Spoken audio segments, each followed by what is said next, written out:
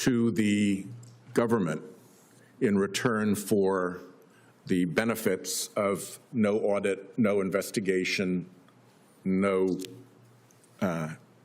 challenge or pursuit of refunds or other penalties? Again, Senator, I'm unable to comment because of litigation. Treasury is represented by the Department of Justice in all matters. They act as our attorneys, so I would suggest that you direct your question. Here's the story. In January 2026, a sitting president of the United States did something unprecedented. He sued his own Internal Revenue Service for $10 billion because a contract employee had leaked his tax returns to the press years earlier. And on May 18, 2026, that lawsuit quietly disappeared in a settlement that Democrats and legal experts now describe as one of the most corrupt arrangements in American history. In exchange for dropping the case, the Trump family received something no other American can get: a written promise from the Department of Justice that the IRS would be, in the government's own words, forever barred from auditing or pursuing tax claims against the president, his family, and his businesses for anything on returns filed before the deal. There was also a nearly $1.8 billion taxpayer-funded anti-weaponization fund built into the deal. Then, on June 3rd, a Senate committee tried to get answers, and the man who runs the Treasury refused to give any. What you're about to hear is a United States Senator, a former federal prosecutor, reduced to asking, almost pleading, for one simple yes or no. Thanks very much. Secretary, welcome.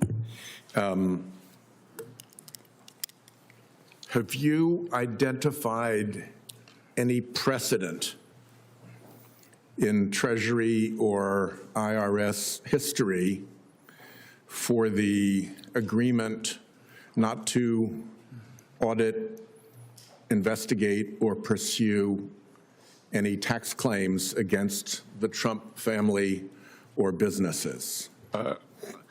I can't identify any precedent where 400,000 tax returns, including the people you just mentioned and all of their employees, were leaked in a violation of one of the most sacred duties of the IRS. So let me cut to that then. Senator.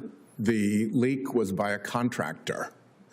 Can you tell me what contribution is being sought by Treasury or by the IRS for the harm done by the contractor? To a certain extent, your organization and the IRS are the victim of the contractor's malfeasance or negligence. What is being pursued by way of contribution by that contractor? Well, the ranking member chastised me for cutting the contractor's contracts off, and we have removed their contracts, their ability to do business with Treasury and the IRS. But there is no contribution into this particular case. Again, Senator, you weren't here earlier, but I'm unable to discuss most of this because of ongoing litigation. Yeah, I know everybody likes to say that, but the constitutional... We like to follow the law, Senator. And the law is that the Congress has constitutional oversight functions that do not disappear simply because there is litigation, however convenient it may be, by way of providing answers. So we have no precedent for it. No contribution is being sought from the contractor at fault. Was there any consideration to the government in return for the benefits of no audit, no investigation, no challenge or pursuit of refunds or other penalties? Again, Senator, I'm unable to comment because of litigation. Treasury is represented by the Department of Justice in all matters. They act as our attorneys, so I would suggest that you direct your questions to Acting Attorney General Blanche. Yeah, well, I've had a lot of times people who are before us invite me to ask my questions of somebody who's not before us, but you're the one who is before us, and I think you ought to know if there was any consideration offered or paid in return for that settlement. It's a very simple fact question. Was there or was there not consideration? Again, there's ongoing litigation, and I suggest that you speak with the Treasury attorneys. If this kind of behavior is okay with the chairman, I'll just pursue other questions. But, you know, what goes around comes around in terms of dodging questions. I believe it's very clear that witnesses of any kind cannot discuss ongoing litigation. They can certainly discuss a fact that they are aware of. The fact that there is some litigation out there doesn't mean that a witness can't say, yeah, there was no consideration, or yes, there was consideration. Was there a defense analysis memo? It's referenced in the judge's decision in Florida. Was there a defense analysis memo prepared by the IRS? And more specifically, did you see it? Again, I'm not going to be able to comment on these matters. Mr. Chairman, this just makes no sense at all. I've been a lawyer all my life. I have some idea of what is protected when you have a ongoing bit of litigation.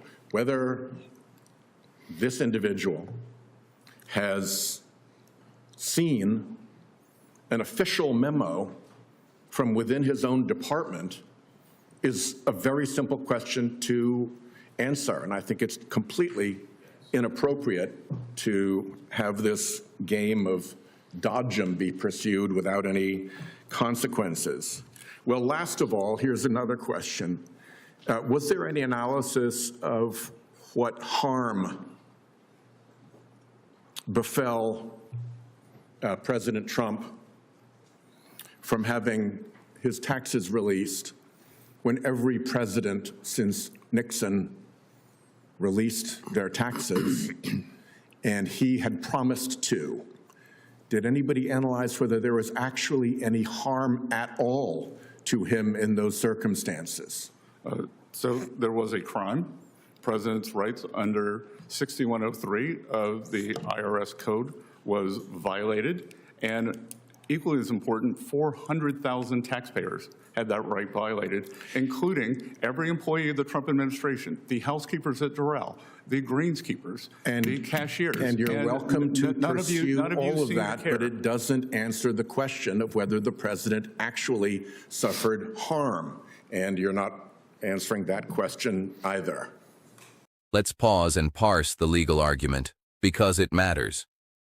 Is Besant right? Can litigation really silence him? Yes, to a point. When a case is pending, officials are careful not to discuss strategy or privileged communications. But White House's point, made like the prosecutor he is, was devastating. These were factual questions. Whether a memo exists is a fact. Whether consideration was given is a fact. You don't need to reveal litigation strategy to say yes, it exists, or no, it doesn't.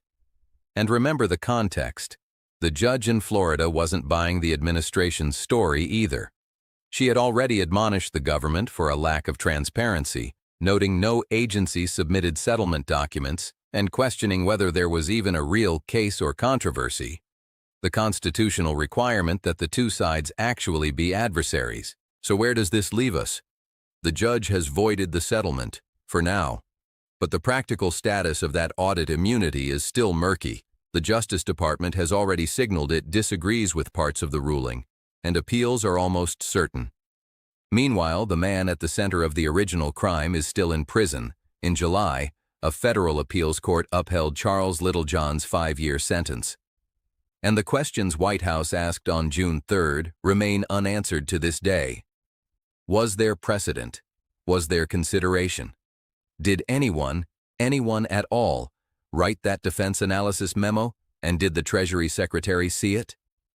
One senator asked another question that day that hasn't been answered either. Did anyone actually analyze whether President Trump suffered any real harm when his taxes were released, considering every president since Richard Nixon had voluntarily released theirs and Trump himself had promised to? So where does this leave us? The judge has voided the settlement, for now. But the practical status of that audit immunity is still murky. The Justice Department has already signaled it disagrees with parts of the ruling, and appeals are almost certain. Meanwhile, the man at the center of the original crime is still in prison. In July, a federal appeals court upheld Charles Littlejohn's 5-year sentence. And the questions White House asked on June 3rd remain unanswered to this day. Was there precedent? Was there consideration?